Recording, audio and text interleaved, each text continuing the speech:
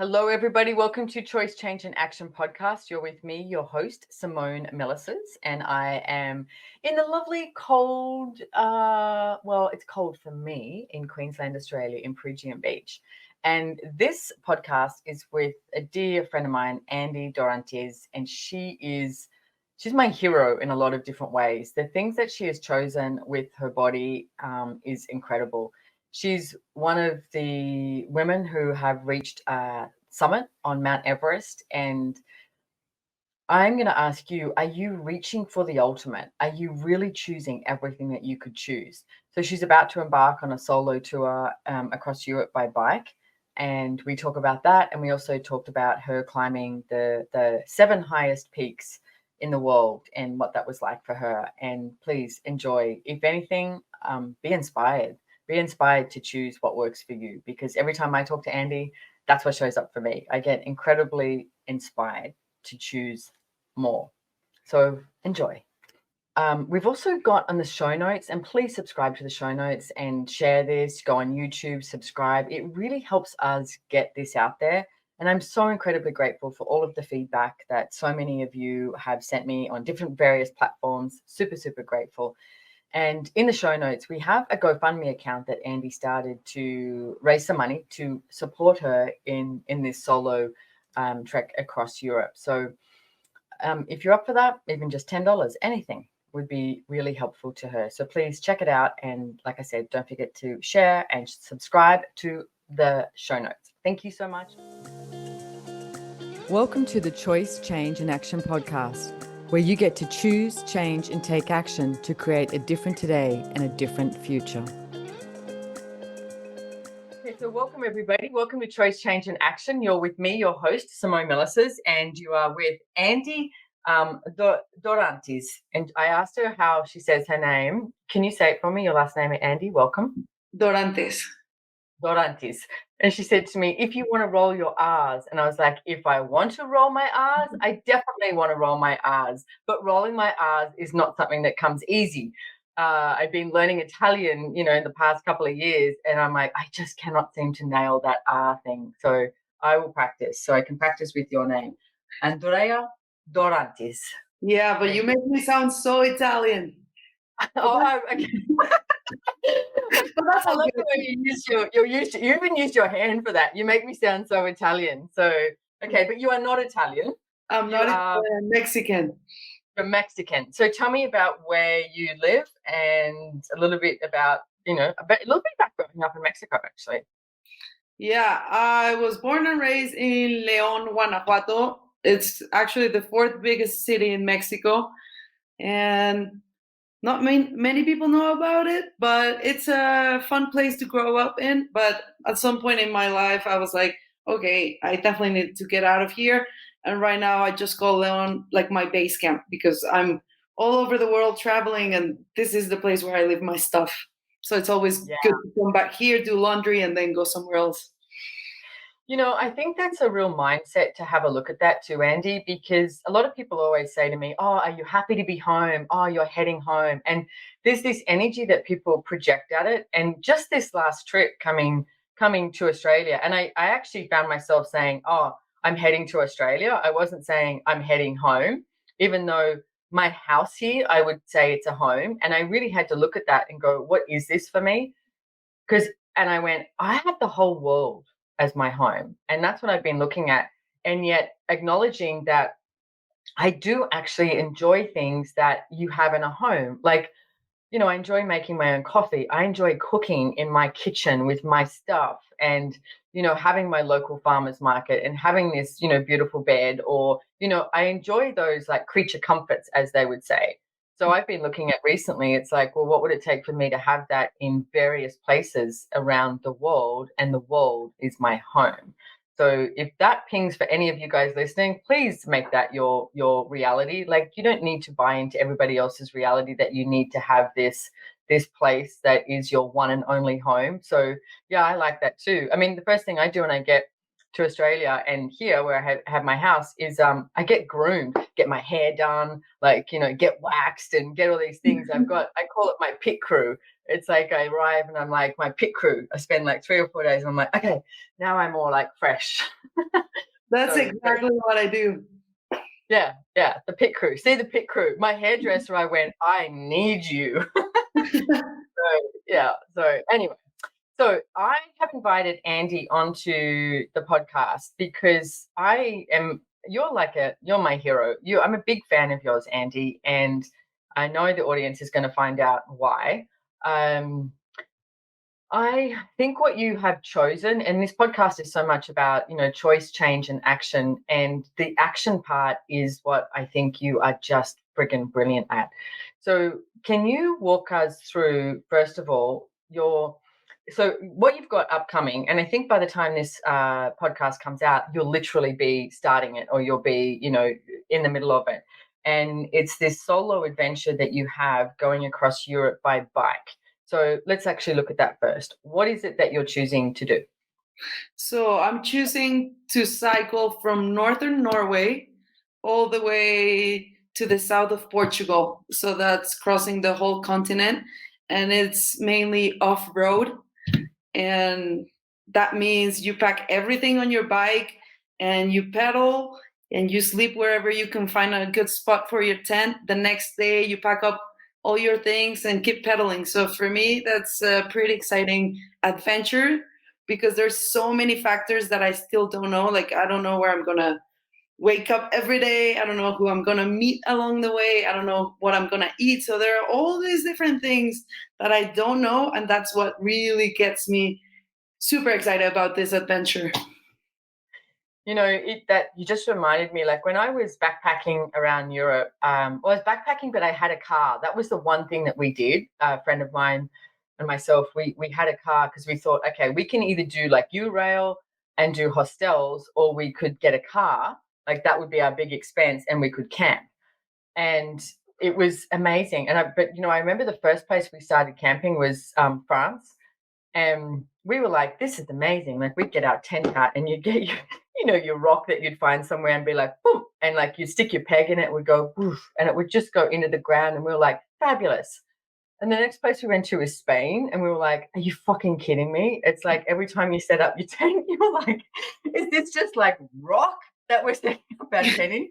So you learn so much about the land and the terrain in every place. Like even East Germany, we went camping in East Germany. That was the last place we camped, and it was so cold in Dresden that at 2 a.m. in the morning, we ended up getting in our car and putting the heater on, and we were like, okay, I think we need to spend some money to go stay at a hostel. But the beautiful part about that was exactly what you said.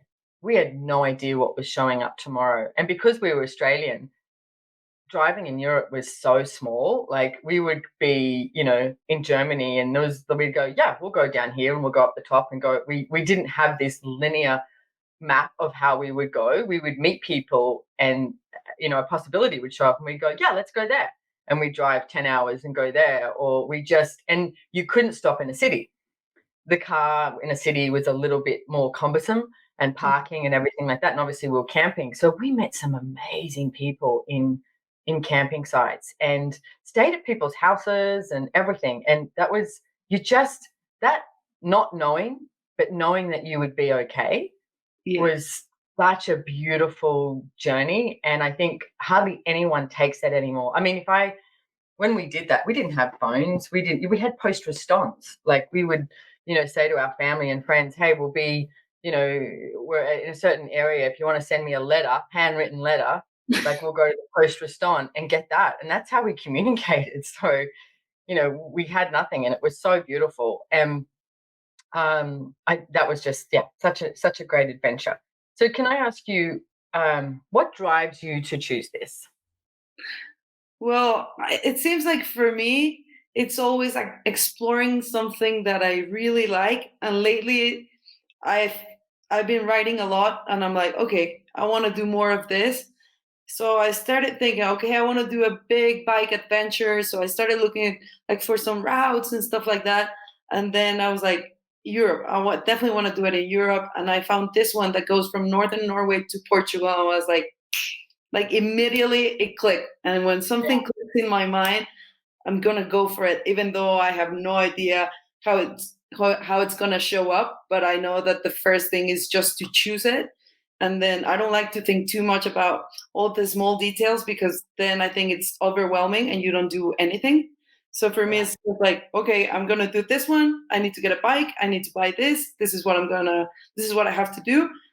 But book the flights, and then once I get to Norway, I'll figure it out. But it started just for fun, just because I want to. I love riding, just for fun. Yeah, let's do it. I gotta ask, how's your butt? What do you do about? My butt always gets so sore when I ride. Well, I think now I'm used to it, but after 90 days, I'll let you know. Okay. Yeah. Oh, actually, we should do that. We should do. Can we do some like lives or something like that whilst you're riding? Yeah. I mean, I guess I'll find Wi-Fi somewhere along the way for Of course sure. you will. Yeah, you can Yeah. ping me and yeah, or send me a video and I can upload it and say, hey, go to Andy's thing, whatever. We'll work it out. Yeah, we'll work it out. Okay, so then my next question is why solo? I think solo just gives you the freedom to do whatever you want when you want, and you don't have to figure out too many logistics, and you don't have to deal with that many people, and you just do whatever you feel like doing. Like maybe one day I'm like, I want to take it easy because I'm not gonna have a strict schedule. So for me, solo is just way easier, and I get to know myself a little bit better. And it's also kind of hard to find someone that wants to take like 3 months off and just go cycling with me. Right. Um, you know, I was just recently in Croatia in Opatia, and because my schedule changed up, I happened to be there for like 6 days on my own. And I was like, okay, what would I like to do here? And it was so cool being on my own because there was no one I could ring up, no one close by.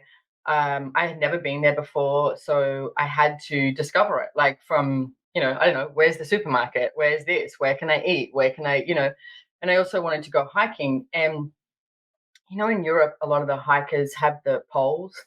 Yeah. Yeah, okay. So I'm always like, why do they have those poles? It was so funny. I went up this mountain. It was so beautiful. But I noticed that I'll hike around my area, like where I live, the places I know on my own, no problem. But I haven't even cognitively looked at this. And then a lot of places I go hiking that I have never been, like I'm exploring something, I'm with someone. And it was very interesting going hiking on my own because I went, oh, okay. And I became so present with every like footstep and every choice I was making, not from like this paranoid thing. I was like, wow. And I was going, maybe I should have told someone that I was going hiking. And there was this energy where I did not feel alone. There was like the earth was just so whispering to me the whole time. And I also had this energy. I went, God, I just have this sense that there's all these like earth fairies around me. That's what was going through my head. So, and then when I was coming down the mountain, it was so funny. I was like, now I know why they have those poles because I was like, hanging onto trees or rocks or, trying to maneuver myself down the hill. But it was very beautiful. And I went, I need to do more of that on my own rather than I noticed because when I'm hiking, obviously it's my body and me, and I'm the one moving, but there is a sense of leaning on someone that someone's got my back literally. And not that I don't desire that or enjoy that, but it was just such a different energy when I was solo is what I found. And just a little caveat story there, when I got down to the bottom of the mountain, I was reading up about this area and all the different history, and one of them was they said that this area is known for fairies, and I was like, like they were hiking with me. So, but it was just such a beautiful um, a beautiful journey and a beautiful choice to be with me and my body, and that's what I really enjoyed. And I'm going to ask you, it's like when you do these adventures, it's like what are some of the tools you would use, or how do you look at that with your body, like because obviously your body is the one cycling. Yeah. I mean, I think the most important thing for me is trusting my body. Like, if I know I can trust my body that it's gonna do, like, it can do any challenge, any adventure I ask it to do, it will do it. So for me, trust, and then, like, what you were saying about having that feeling of have like someone has your back, but it's not like Mm. you depend on anyone, but you know that you can do. I don't know how to say it, but it's like you trust that everything is going to be okay and that everything around you is just going to line up so that you have the best adventure possible. And for me is asking like, who am I today and what grand and glorious adventures am I going to have, and just go from there, because literally every adventure is like you don't even know who you're going to be. Yeah. You don't even know who where you're going to end up, so everything is just like being in question and just see what shows up, and most of the time it's just like pretty amazing because your mind could not get to those things. Like I was recently in Ireland and Hmm. I was doing a solo road trip, and I would just ask my body like, where do you want to sleep? Like find a cool spot. And like I had no service, no nothing. I was just driving the van. And like I would find like the coolest spots to camp. And I was like, yeah, I just gotta ask some questions and trust my body that it's gonna take me to the right places. Nice. I love that. Oh, it's so beautiful. Um, So let's talk about your last adventure, which in the subscription notes, everyone, if you have subscribed, we will have a link to, it's on YouTube. We have it's like I guess like a little mini documentary on Andy. And I'm going to beg you to watch it. It is one of the most beautiful, inspiring stories that I've ever seen. I was just like, wow. It was your enthusiasm and your joy, your choices that you made was just incredible. And here you are with this other, solo adventure that you're doing across Europe. So can you talk to us about the last adventures that you took, like this one that you took? What was it? Seven Mountains, right? Yeah. So 2 years ago, I chose to climb the highest peak in every continent, and that's called the Seven Summits. So it was a pretty cool adventure because I got to travel like all over the world, and I had to go out of my comfort zone and start asking for money, start asking people for help, and just like all these things that I didn't know I had to do before choosing the big adventure. But what I learned with that big project is like the only thing you have to do is choose something, and you just got to do small choices every day, and it doesn't matter how long it takes you. It might take you 2 years, 5 years, 10 years. I don't care. The only thing you have to care about is like every single day taking one step forward towards that goal. And for me, I mean, everything just lined up perfectly to accomplish that big dream. And from there it was like, okay, I'm done climbing mountains for now, because it doesn't sound too fun to be cold, miserable, wet. Like I don't know why I did it, but at this point, if you told me let's go climb a mountain, I would be like, no way. But it's all about doing what it's fun at the moment, and the moment it stops being fun, it's okay to stop. And for me, that's the way I have lived my life. Wow, I love that you mentioned about the small choices. You just reminded me. I think the biggest hike I've ever done was from to Annapurna Base Camp in Nepal, Ooh. and that was just to the base camp. Like you were doing like a lot higher than that, but it was like 8 days or something. And I'll never forget the mindset because it was 8 days. And I think about the fourth day in, I was literally walking, and I was like, "What the fuck am I doing?" Like, why did I choose this? But I was like, well, look where you are. And I was like, you've got two choices: keep going forward, another 4 days, or turn back another 4 days. Like, what are you going to choose? And you're watching these local women who are like, old enough to be my grandmother, walking around barefoot with, big baskets on their head, and doing all of this. And I'm like, I've got my hiking shoes and my, all my stuff and everything. I was with my sister-in-law, and we actually hired a Sherpa. So we only had a backpack that had our, I guess, essentials in it, like, our camera and our water and stuff like that. And he actually had any of the other gear. So we weren't even carrying a lot of stuff.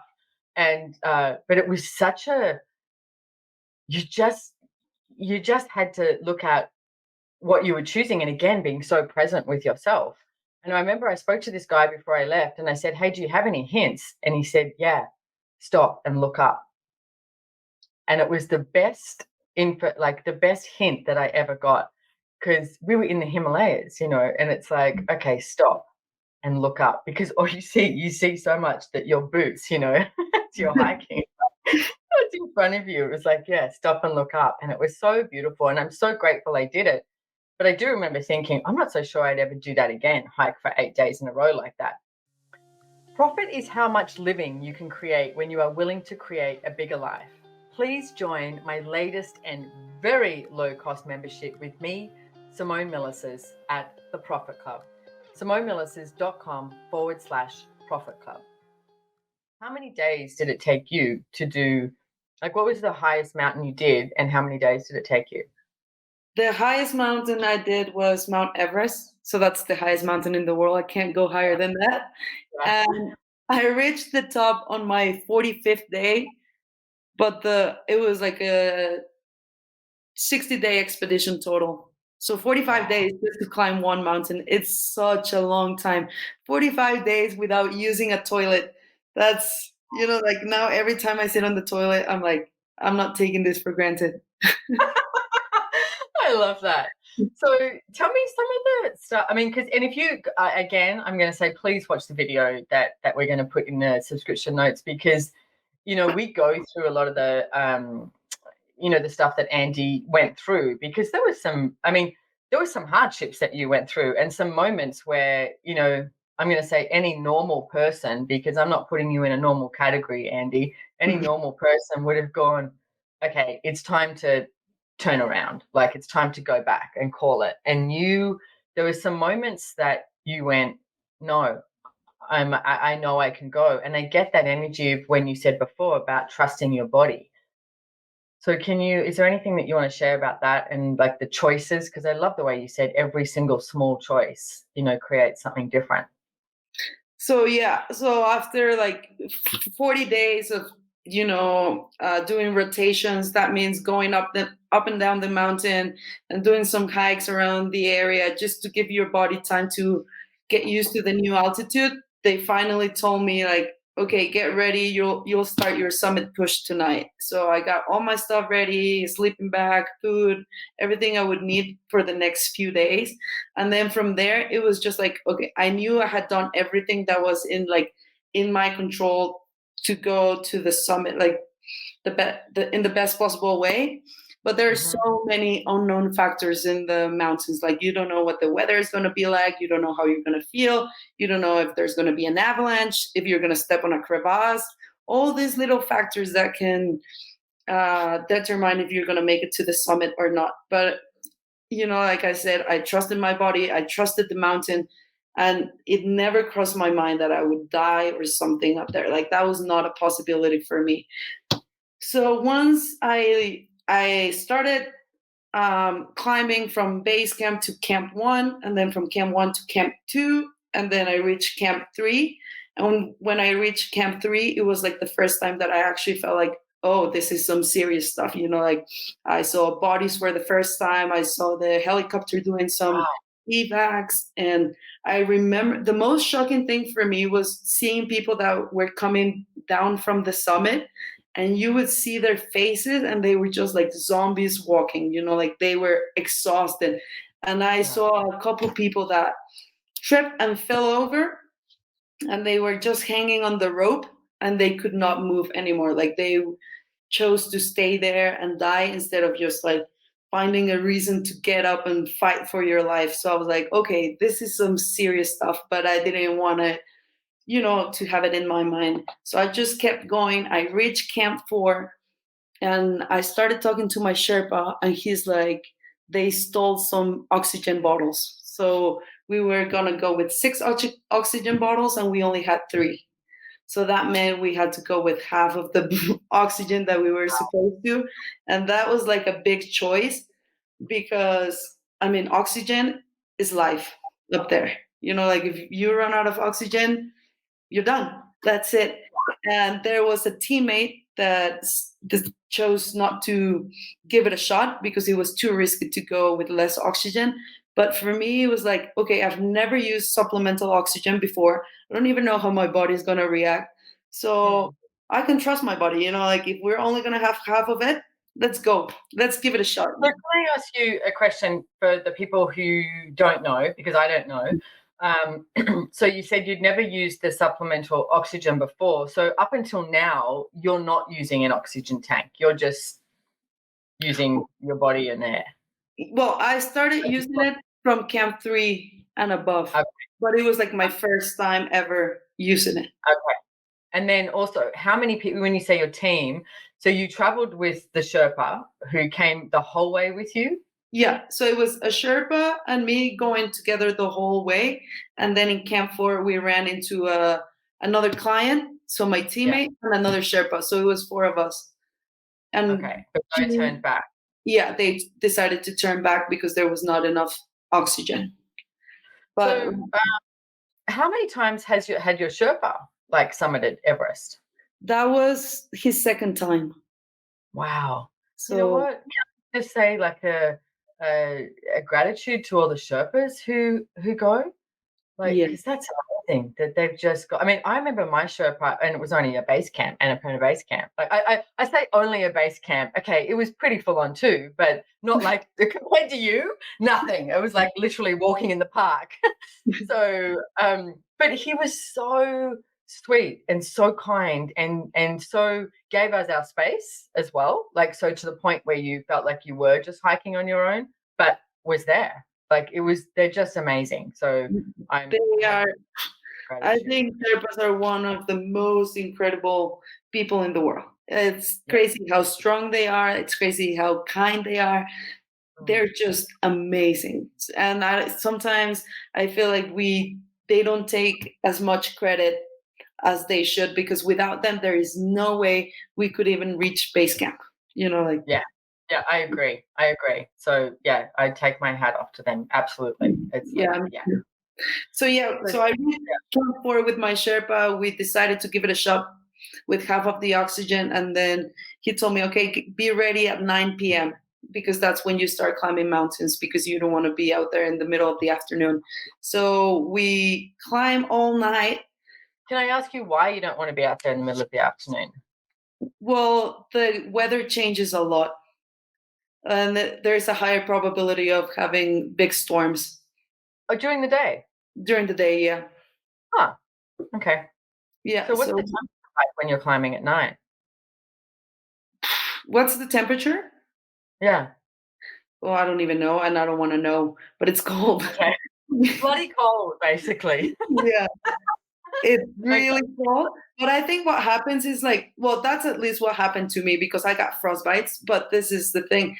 I feel like your body gets to this like survival mode that you don't feel cold. Like it's so cold, you're so tired, but your body doesn't care about those things. Your body is just trying to survive to that environment. So you lose, it doesn't matter, you lose track of time, you lose track of distance, you lose track of temperature, like all those little factors you don't even care about. The only thing you care about is going up and down safely. You know what? I love that you just said that. You lose track of time, you lose track of all these things. But for me, it's like time is such a creation, and we create so much judgment around time. People go, "Oh, I'm not on time," or "I'm early," or "I'm late," or I slept in," or "I don't have enough time," or "That didn't show up on time." Like we use that a lot to judge ourselves. And so I think being in that moment where you do lose track of time, what what is that sense like for you and your body? It's just incredible. I mean, you're just so present because none of those little distractors Mm, are relevant, you yeah. know? So the only thing you have to do is just like focus on taking one step. That's the only thing that matters. One step, one step. And I mean, Everest is just a huge mountain, but this happens on every mountain. Like they're just so massive that you feel like it's weird because like you realize you're like this big, like this small, and Yeah. you're not relevant at all. But at the same time, you feel like so powerful and you're like, whoa, I'm alive.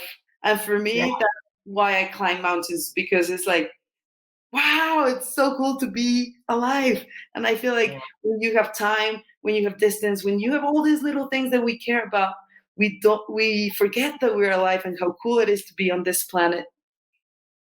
Wow.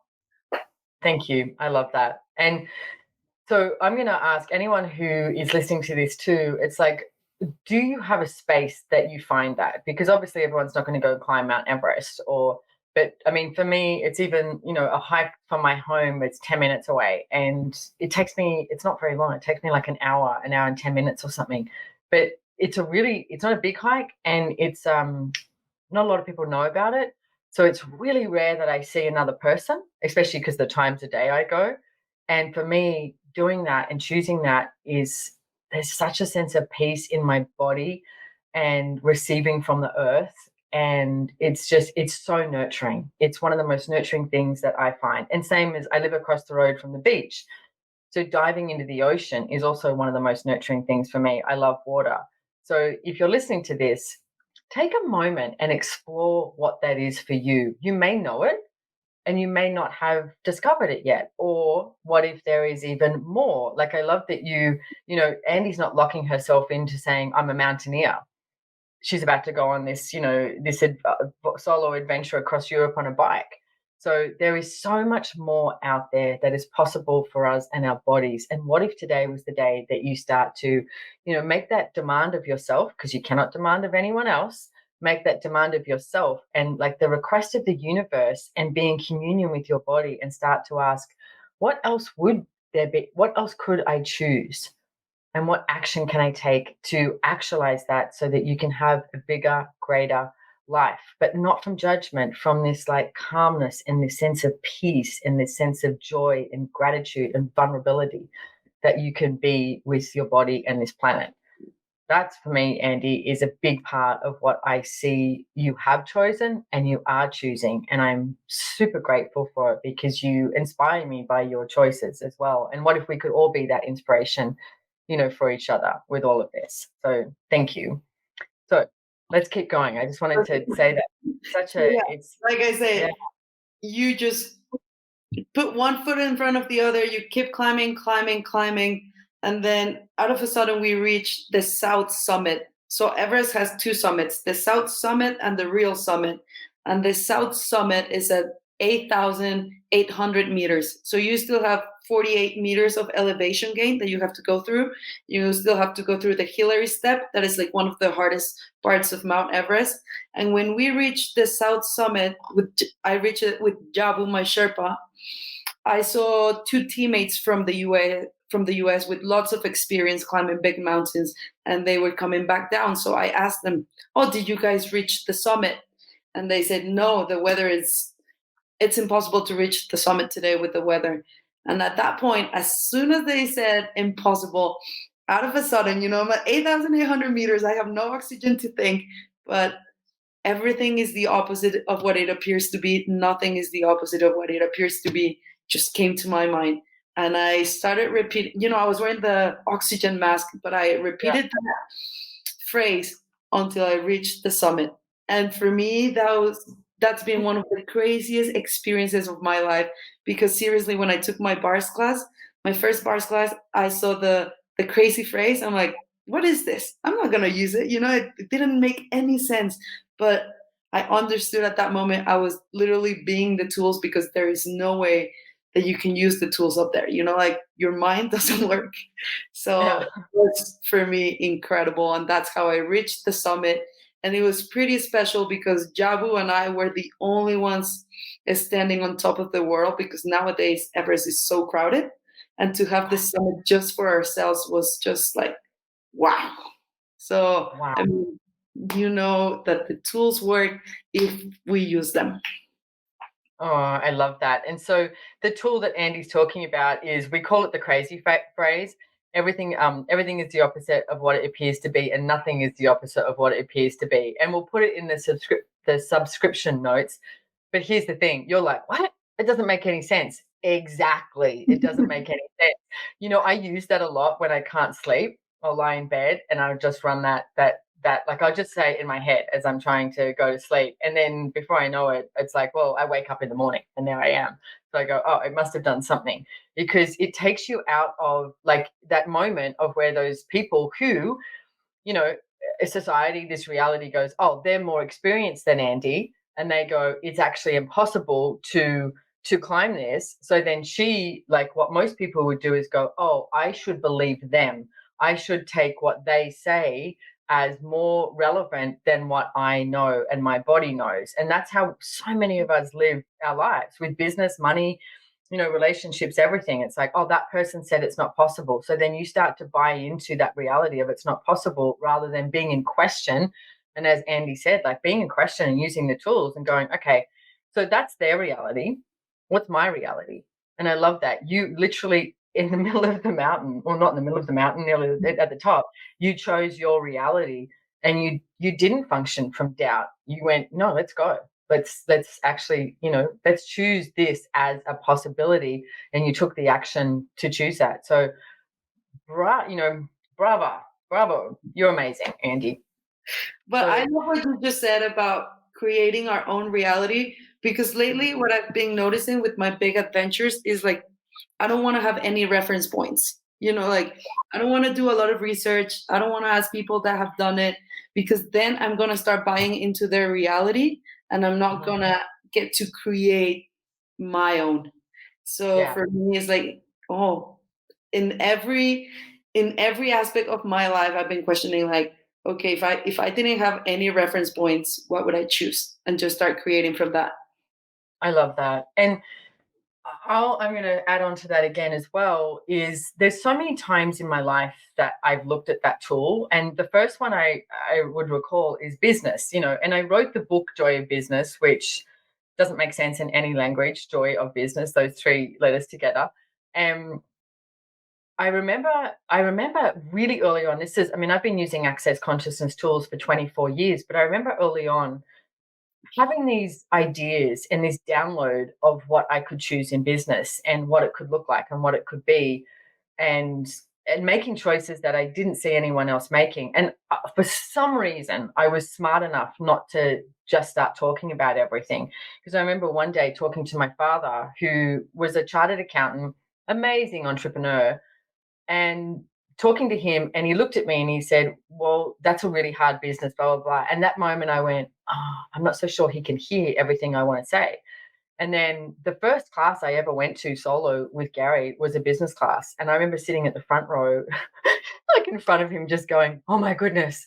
And like everything he spoke about, I was like, yes, that. I was like, I'm finally meeting someone who is congruent and matching the energy of what I knew was possible, but nobody else was talking about it.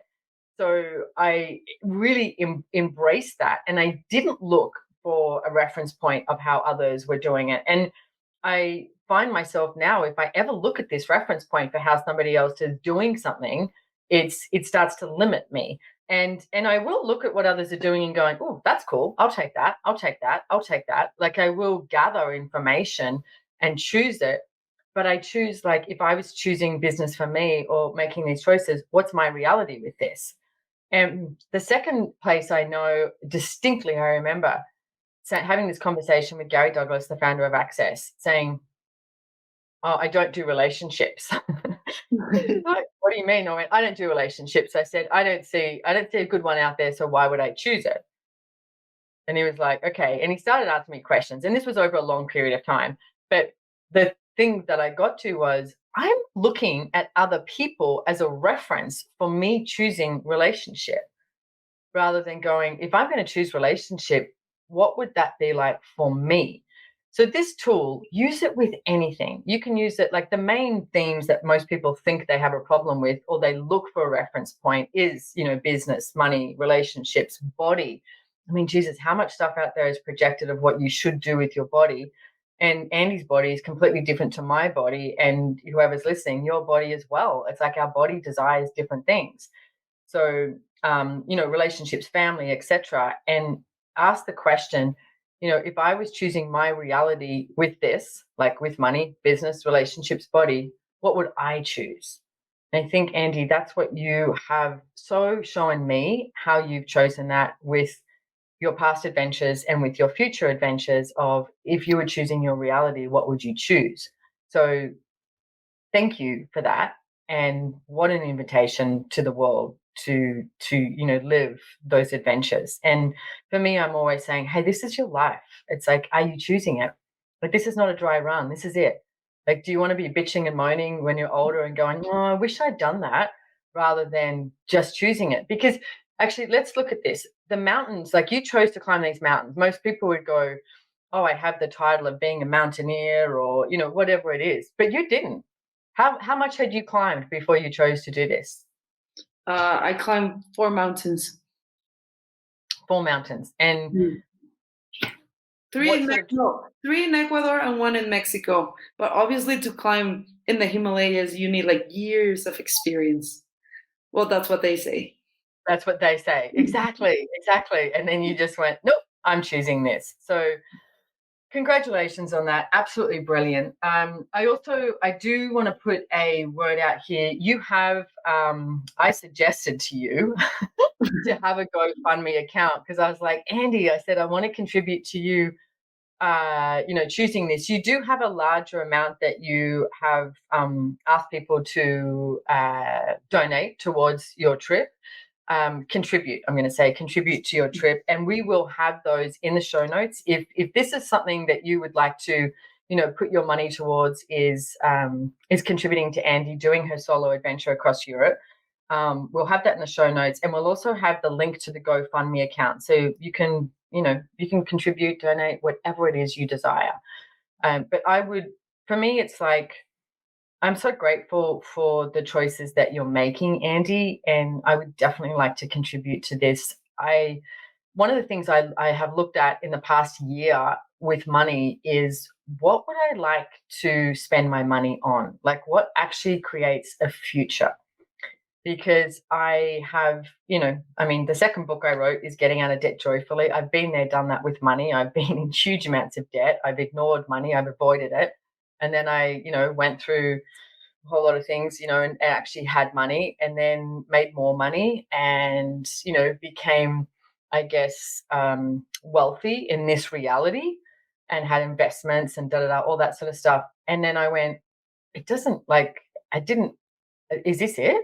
Like, having real estate and having stock trading, is this it really?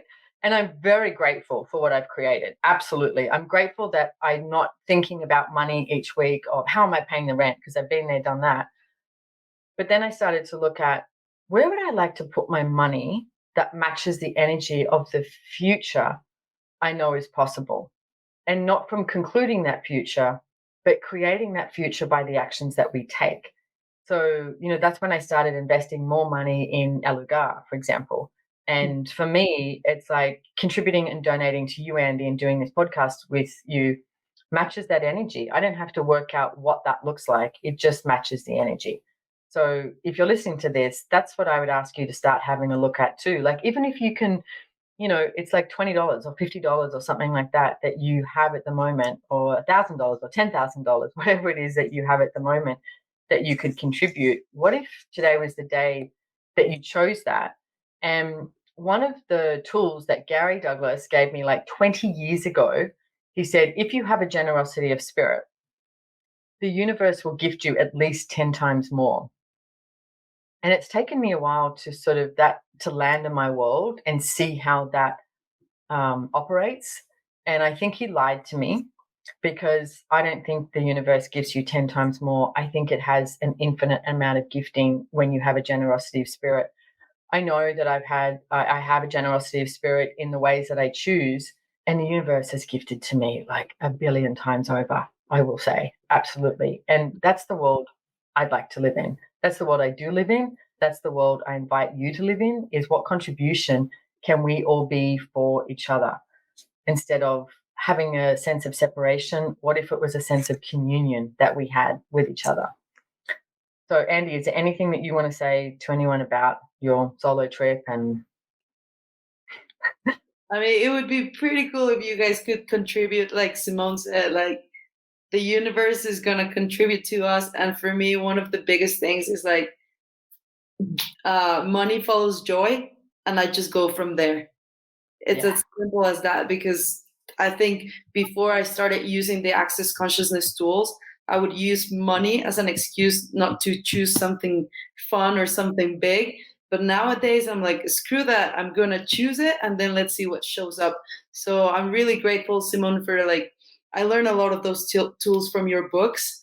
So you change my financial reality. And from this point in my life, for me, it's just about having as much fun as possible. And so that the last day of my life, I can be like, okay, I had a great time. See you guys. Yeah. Hang out. I like that. And I love that you mentioned that. That's Dane here said that many years ago. So it's a quote from him. It's like money follows joy. Joy doesn't follow money.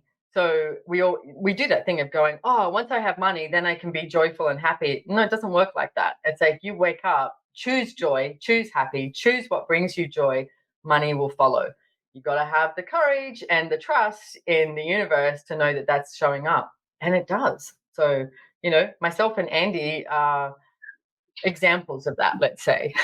Yeah, for me, it's funny because sometimes people ask me like, oh, what do you do for a living? Because like I'm always traveling, I'm always doing like these crazy adventures. And when they ask me that question, seriously, my mind just goes like, I don't know how to respond. But I know that that money is there to support my choices because I know it's gonna create more for myself. Yeah. And I love that. Thank you so much, Andy. Thank you for being you, is how I would like to end this podcast. And if you like this, if you'd like to contribute, please don't forget to subscribe to the notes, and it will all be in there for you. And please share this around. Share this with everybody.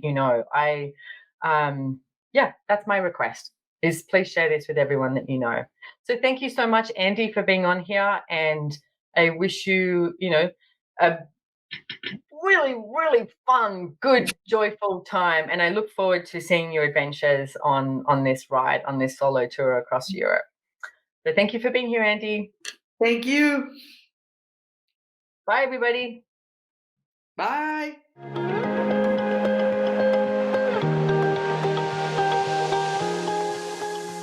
If you enjoyed this podcast, please make sure to hit the follow or subscribe button on your favorite listening platform to get notified of new episodes. We read all the reviews, so if there's any topic you would like to hear about, let us know. If you'd like to know more about the tools, information, and classes mentioned in the podcast, head on over to SimoneMilasas.com and follow me on Instagram at Simone Milasas, or the podcast has its very own link on Instagram at Choice, Change, and Action. Don't forget, you can download the show notes, and lastly, have way too much fun today.